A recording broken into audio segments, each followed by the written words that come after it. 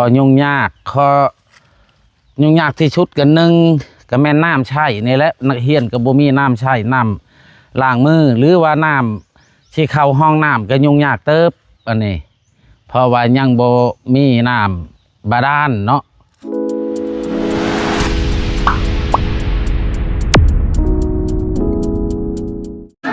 สวัสดีพี่น้องเขาจะหักซื้อซองทิพย์แช่หน่อได้พี่น้องตอนนี้ที่อยู่ที่บ้านกุตภานเมืองสนบุรีแขวงสวรรณเขตวันนี้พาแม่มางานดองมาเจอพี่น้องเนาะมึงเป็นอะไรมึงให้โลดงานดองสาวลาวเป็นพี่น้องทางเจ้าสาวพี่น้องบ้านกุตภานเอาพัวอยู่บ้านยางซูงทางนครไกรซอนพี่แม่นบ่ขึ้นกับนครไกรซอนบ่ยางซูงแม่นว่าขึ้นกับนครไกรซอนเลยขึ้นกับเมืองนี้แม่นว่าเขตนั้นเนาะพี่น้องทางบ้านซาวดีมพุ่นใกล้บ้านซาวดีมมันจะเป็นบ้านยางสูงตอนนี้กำลังหลุ่นอยู่ว่าเคยสิมาตอนใดวันนี้มากัน3คนอีเมลไปซอยดองแล้วก็ลงมานั่งกินข้าวบ้านกุฏภานบอนนี้ล่ะเฮาเคยมาเฮ็ดกิจกรรมอยู่พี่น้องเคยมาแจกขนมแล้วก็เคยมาเบิ่งโรงเรียนตอนนั้นที่จนลืมแล้วพี่โรงเรียนไปทางนี้เดี๋ยวบัดนั้นจังสิไปเบิ่งโรงเรียนหลังนั้นเคยมาเบิ่งแล้วก็ทิพย์ก็บ่ได้มาอีกเลยตั้งแต่ตอนนั้นทิพย์ก็จนลืมแล้วเด้ตอนนี้สิพาพี่น้องมาเบิ่งโรงเรียนแห่งนี้แล้วทิพย์เคยมาเบิ่งแต่ว่าหลังจากนั้นทิพย์ยังสร้างโรงเรียนหลังอื่นบ่ทันแล้วก็เลยแบบลืมเลยแล้วก็บ่ได้มาเบิ่งอีกเลยแล้วก็บ่ได้มาบ้านกุฏภานอีกเลยมื้อนี้ได้มีโอกาสมาก็เลยมาเบิ่งโรงเรียนจักเล็กจักน้อยพี่น้องสบายดีเนาะอันนี้ก็ผู้ค้าก็เป็นห้องนายบ้านกุฏภานนี่แหละเนาะก็เลยมาเว้านำทางลูกหลานเพิ่นก็มาเว้านำเรื่องข้อยุ่งยากของโรงเรียนอยู่ในบ้านนี่ก็มีเป็นโรงเรียนประถมเอาแต่ป.1 ฮอดป.3 นักเรียนก็มีอยู่40กว่าคนข้อยุ่งยากที่ชุดกันหนึ่งก็แม่น้ำใช่นี่แหละนักเรียนก็บ่มีน้ำใช่น้ำล้างมือหรือว่าน้ำที่เข้าห้องน้ำก็ยุ่งยากเติบอันนี้เพราะว่ายังบ่มีน้ำบาดาลเนาะแล้วกับอันช่องมาแล้วก็หัวโรงเรียนก็ยังบ่สมบูรณ์ลักตายก็มีแล้วแต่บ่มีน้ำใช่และบ่มีน้ำหมายถึงว่าคันเฮาเฮ็ดนี่เอาลักใหม่แต่ว่ามันยังบ่น้ำยังบ่พอสิบ่แม่นอ๋อน้ำก็ยังบ่พอแต่ลักใต้หันให้งานของประชาชนนี่ได้อยู่เก็บกันเฮือนละ5-6ลักก็สิพออยู่ตัดมาเนาะแม่นแต่ขาดทุนฮ้อนนี่คือว่ามีแล้วทางไทยยังบ่มีอันหัวนี่ชายนั่นก็บ่มีชายแคมเช่หั่นมันได้แต่ละห้าวช่องห้าวแล้วเอาห้าวไม้ไผ่ใช้ไปน้ำแต่ละปีแต่ว่าครับมันดอกไว้ควรจะมีหัวอะไรทางนั้นเพราะว่ามันเป็นแคมเซ่เนาะแมนเด็กหน่อยแห่งเด็กหน่อยประถมสัมโดยละทีบ่มีหนามเดี๋ยวอนาพอพาไปเบิ่งนี่ห้องเรียนล่างนี่ตะกี้หันถ้าก็ได้ตังเซาซื้อๆเนาะแมนแล้ววันนี้มันก็ผ่านมาน่าจะ3 ปีแล้วบ่ประมาณ3 ปีหรือ4 ปีปานนี้แหละอันนี้ก็จือบ่ลืมอยู่ตะกี้หาเพิ่นตั้งซื้อๆยังบ่ทันได้แล้วฮอดนี้แล้วที่นี่ก็บ้านเก็บเงินกันแต่ละปีบ่แม่นทุ่งเทียนหลังนี้ก็เป็นทุนห้องของชาวบ้านโอ้เก็บกันทุกปีแล้วกับของลูกของหลานเพิ่นก็พากให้ผู้ละ100,000 200,000แต่ละปีแล้วก็เฮ็ดเพิ่มเติมกันจังได้เฮ็ดอันช่องมากกับทุนห้องของพ่อแม่ประชาชนชาวบ้านนี่แหละหลักอันนี้ก็ติดป่าเลยเนาะ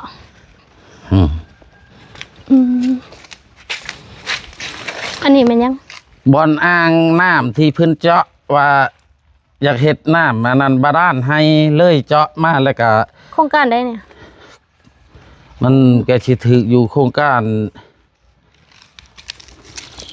อีหยังก็ค่อยก็สิจื้อบ่ได้เนาะอาหารเพื่องานคือว่านี่นะโอ้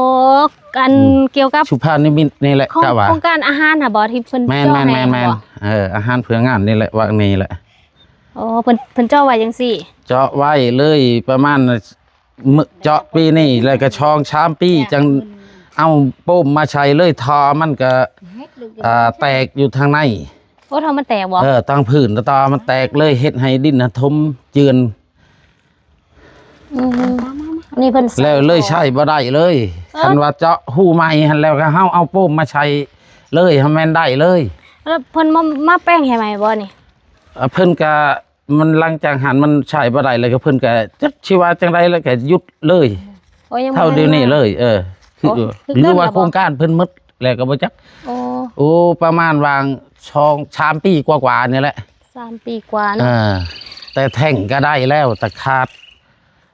น้ำใช่นี่แหละนักเรียนก็ยุ่งยากเติบห้องน้ำก็ คืออันน่ะคือเจาะบาดาลอยู่พี่นี่เท่าไหร่น่ะจักแมตรที่เพิ่นเจาะแล้วนี่ ที่ตกอยู่ในวาง30 กว่าเมตรนี่แหละ ประมาณ30กว่าเมตร 30หรือว่า40นี่แหละวางนี่ เจ้าทำสางอยู่บ้านนี้เท่าไหร่เข้ามาเจาะนี่ ที่แม่นหมื่นกว่านี่แหละถ้าเป็นเงินบาทถ้าเราเป็นเงินกีบนี่ก็ที่ตก6-7 ล้านเนี่ยนะหรือ6-7 ล้านหรือว่า8 ล้านนี่ที่ปานนั้นแหละเดียวนี่ แพงเต๋อเลยเนาะ แม่น หรือว่า7-8-9 พัน บ่ เดี๋ยวสิทาเบิ่ง เพ สร้าง ราะว่ามันอยู่นอกแน่มันอยู่ทางนอกได้เพื่อเพิ่นสิมาแต่เมืองเพิ่นก็ไล่ขาชิ้นเบื้องหันพื้นเบื้องนี่ เดี๋ยวสิลองทำสร้างน้ำบาดาลอยู่บ้านเบิ่งบ้านเขาเท่าใดเดี๋ยวพาไปเบิ่งข้างนั้นนี่อันนี้ก็แม่นโครงการของเพิ่นมาเฮ็ด แม่นเลยได้แต่ชำนี่แล้ว ต้น แท่งนี่ก็ได้แล้วแต่ว่าบ่มีน้ำหั่นแหละ คือยังบ่ทันได้เคยใส่จักเถื่อบ่แทงนี้หรือว่าเคยใส่ช่วงต้นเริ่มต้นนะ ยัง อ๋อเพราะว่ามันบ่ทันมีหัวกอกอีหยังนี่เนาะ แม่น บ่มีมันไม่มีปั๊มมาย่าง อันนี้ก็ชวนครัวของโรงเรียนนักเรียนน่ะแล้วเลยบ่มี มันบ่ น้ำใช้แล้วก็แต่เก่าก็ปลูกอยู่เป็นมะพริกมะเขือผักหญ้าคาคิง บัดแล้วก็เด็กน้อยนักเรียนกับป .1 ป .2 ป .3 เขาก็ห้ามน้ำบ่ไหว้เขาก็เช่า โอ้แล้วอันคือน้ำเซ่นี่มันบ่มีน้ำบ่ น้ำเช่อันมีแต่ว่ามันเป็นตะพังเด็กน้อยพัดป .1 ป .2 ป .3 เพราะมันยังน้อยเดียวนี่ที่พาเขาลงไปตั้งน้ำคู่มือในคู่ก็เลี้ยวเบิ่งเป็นใต้ต้นเพื่อสิหาบน้ำได้ทุลหาบขึ้นมาใช่หั่นนะ แล้วคือเห็นทอนี่มันใส่ได้ขึ้นมาบ่ ได้หากเดียวนี่หันได้ก็มันเพ่แหละวางหันชื่อได้ใช้ถ้าเฮาได้ขึ้นมาก็พอแห้งแล้วก็ความมันลึกของเช่เนาะ เลิกแห้งบ่ มันเป็นผักช่องผักทุนเด้ น้ำน้ำเซ่ยังลายอยู่เนาะ ผักนี่ก็ต่างหากอีกผักตัวนั้นแล้วลงไปอีกคันไล่ทางเลิกนี่ก็มันชิตก30 กว่าเมตรพุ่นแหละ นี่ได้ ทางเลิกเนี่ยนะคันไล่ทางปืนแต่พี่มันก็100 กว่าพู ลงไปอันนั้นเนาะ 100 กว่าเมตรพุ่นแหละ อันนี้แม่นพายบอกกันน้ำบ่คือน้ำยังลายอยู่ น้ำเช่ บริกันบ่แถวนี้ บ่ แต่ว่าน้ำยังลายเนาะ ไปเลย น้ำ เขาตั้นแต่อยู่เชียงหมครัวเช่เชียงหมขึ้นฮอดเป็นวังน้องขึ้นไปฮอดพุ่นแล้วกระเบ้า แต่ก่อนนี้มันบ่ได้ยิงนั่นนี่ที่สนามหากันยิงตอนเขาตั้นเส้นของ แม่นแต่ว่ามันยิงอันนี้ก็มันเพิ่มขึ้นประมาณวางเช้าเช่นหนึ่งนะแต่เก่าน้ำแถวนี้มันก็เป็นวังน้องอยู่แล้ว อันเคลื่อนดูน้ำขึ้นมานี่มันแห้งอยู่บ่ซะ มันใช้ความได้เฮาว่ามันแก่บ่ได้มันเลิก ใส่ได้ยังปัจจุบันนี่ได้จุ่มบ่ลือได้ยัง ได้จุ่มแล้ว อันได้จรวดบ่ลือได้ แม่นได้จรวดได้ยาวๆนะ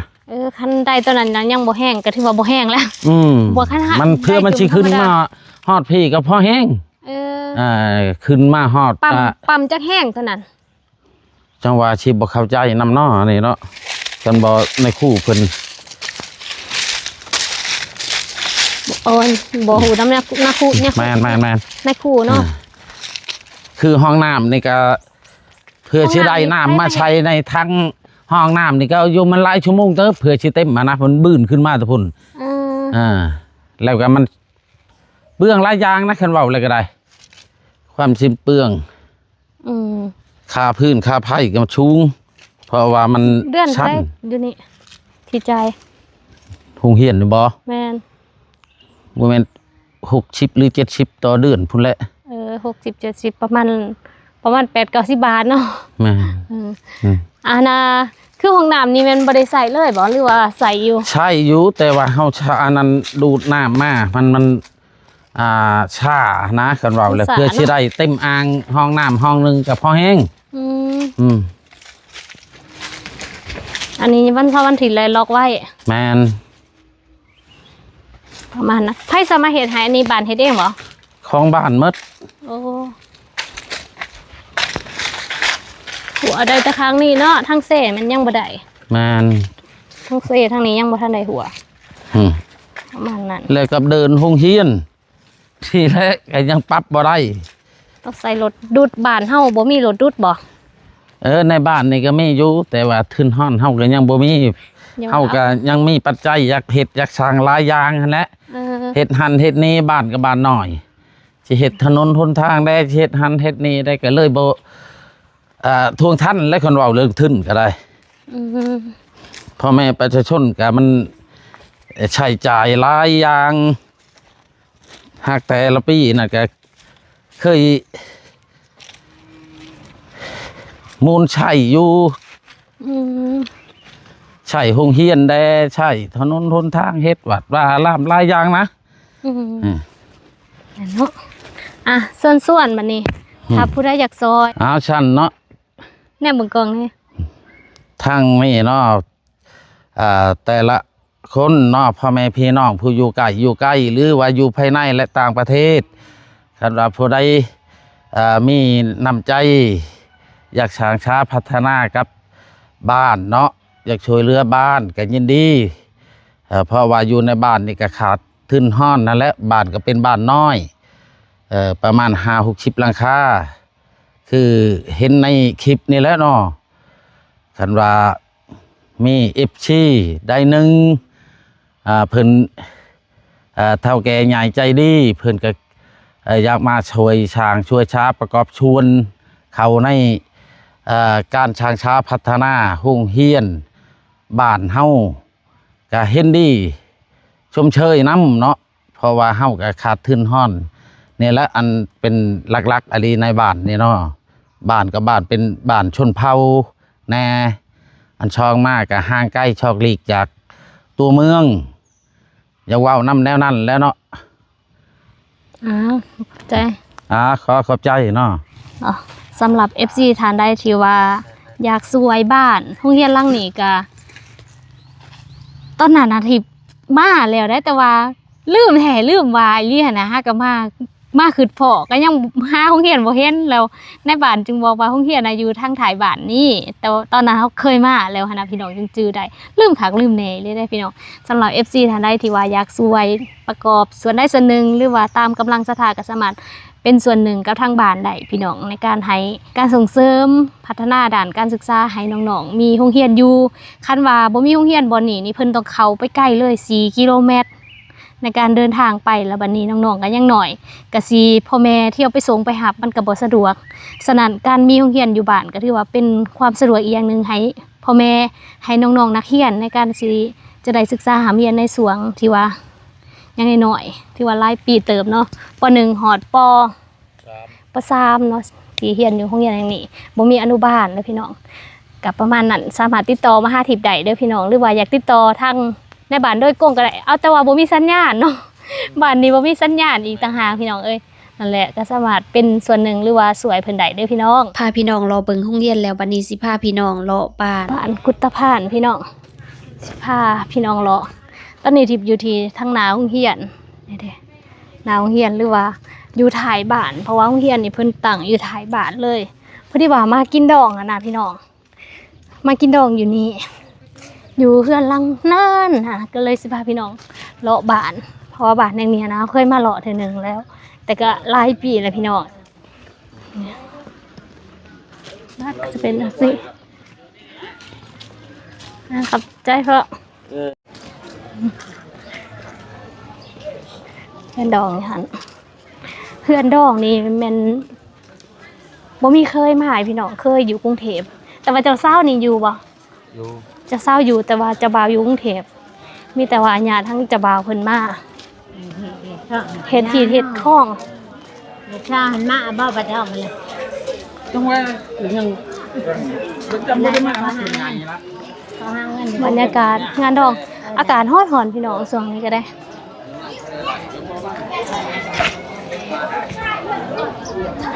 คนแท้บ่เมื่อบ่คนแท้ก่อน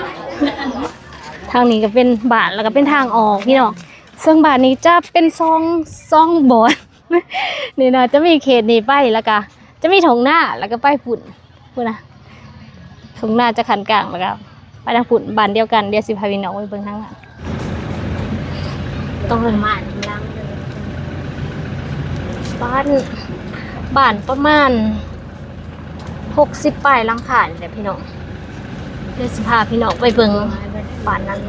ไปเกี่ยวฮอดเอาไปผลเลยบ่ ตัวนี้หันเป็นบ้านนอกเด้อพี่น้องบ้านตัวนอกบ้านเดิมนะจะอยู่นี่แหละ ข้างหน้าบ่ บ้านเดิมนะจะเป็นบ้านตัวนี้ แล้วก็ออกไปแม่นปะเพราะว่ามันมีต้นไม้ใหญ่นะตัวนี้ หาย เขาเจ้ากันยับออกไปตามทงไฮทงหน้าแหละ